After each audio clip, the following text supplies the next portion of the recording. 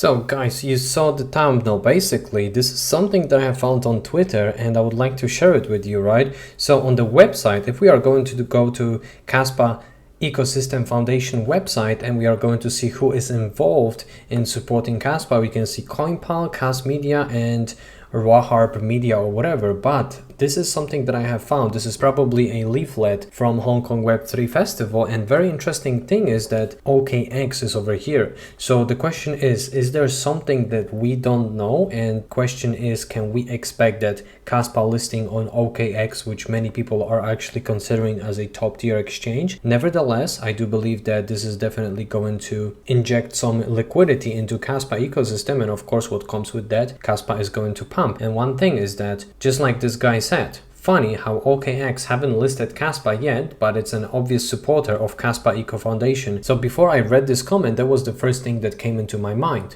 right? Why they haven't listed, but they are a clear supporter of Kaspa. So the first thing that comes into my mind is that probably the team of OKX to pack their bags first before they are going to list it. But if that is going to happen, of course, that's going to probably be a domino effect. And sooner or later, hopefully we are going to see those Binance and Coinbase exchanges. But this is not the end of the good news. Let's check this out. BTC is too slow, ETH is too expensive, and Sol keeps failing. Kaspa is fast, cheap, and secure. Now, KRC20, Kaspa currency based ecosystem, is coming and it will be revolutionary. So guys, I do believe that this could be the beginning of something very, very big for Kaspa holders. If there is going to be a further use case for Kaspa, not only sending the transactions and sending money, but perhaps some things will be built on Kaspa, that guys is going to be huge, I believe. But of course the future is going to show. There are many obstacles that we are going to hop through with Kaspa first of all, and after that we can expect something good such as KRC20.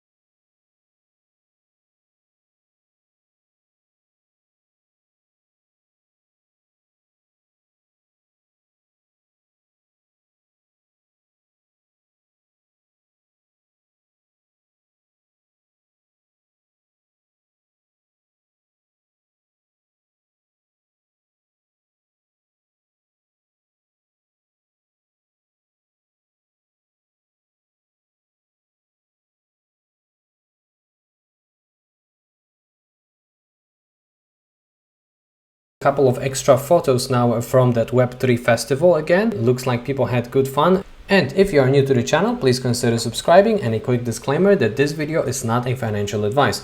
But right, let's have a look into Kaspa itself. Kaspa is currently trading at 13 cents and is currently experiencing a leg down of 4.8%.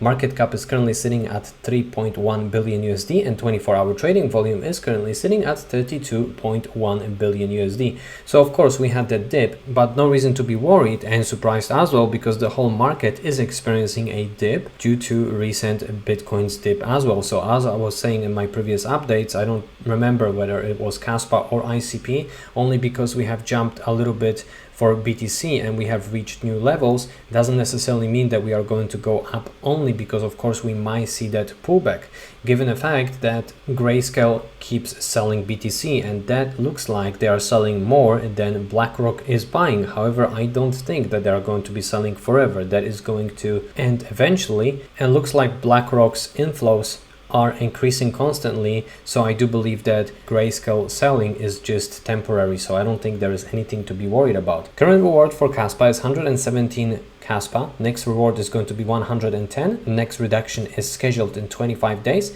and the hash rate is above 200, so that's good. It's currently sitting at 210.3 petahash per second. Obviously that fluctuates and constantly changing, however the hash rate is growing exponentially and this is great to see for Kaspa.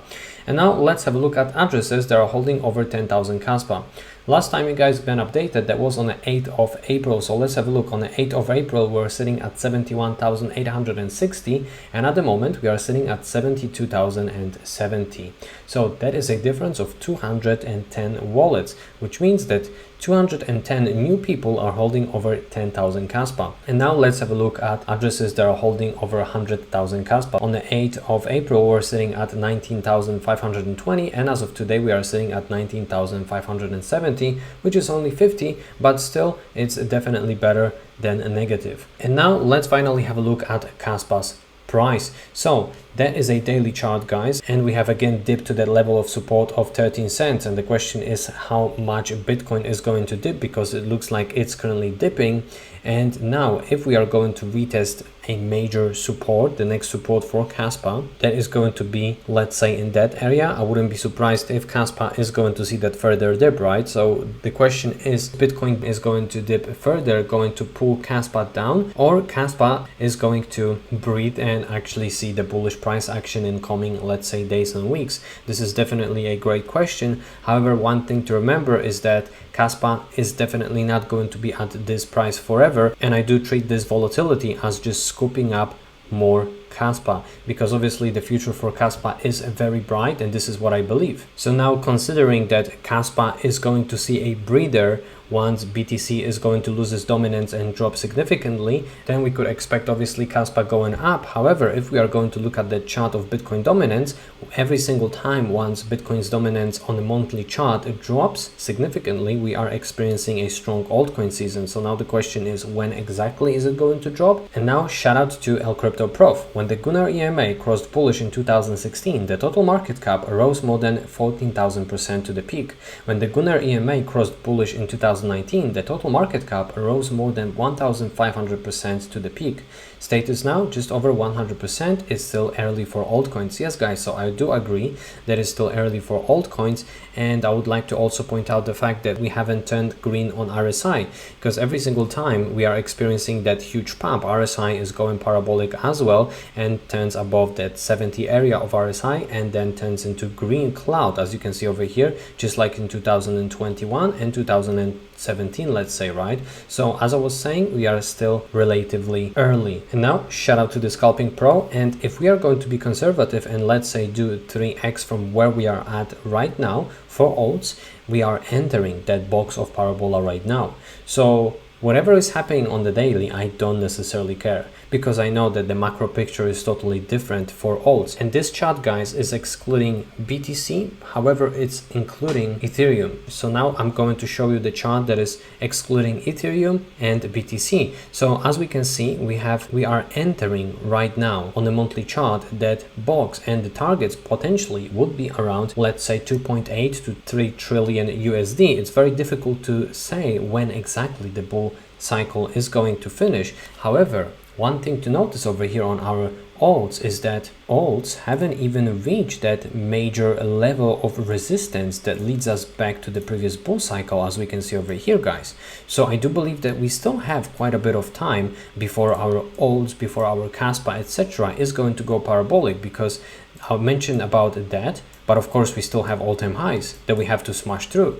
So we have a little bit of time, and I wouldn't really be stressed if Kaspa is going to drop a bit lower. Guys, I hope that this video was helpful. Thank you very much for watching that quick Kaspa update, and I wish you having a great day or evening wherever you are in the world. Peace and love, crypto.